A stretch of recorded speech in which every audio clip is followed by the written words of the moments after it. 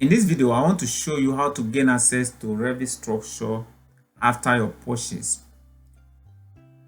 I will be sending you this link. So tap on it.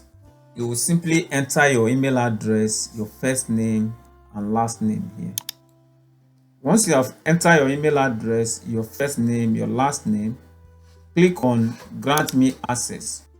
When you are taken to this place, simply tap on this button, on this blue button.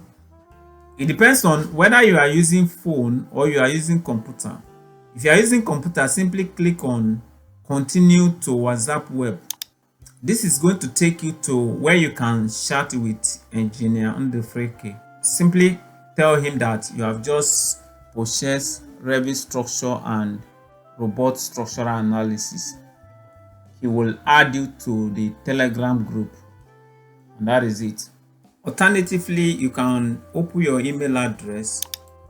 You will see a message has been sent to you already. Open the message.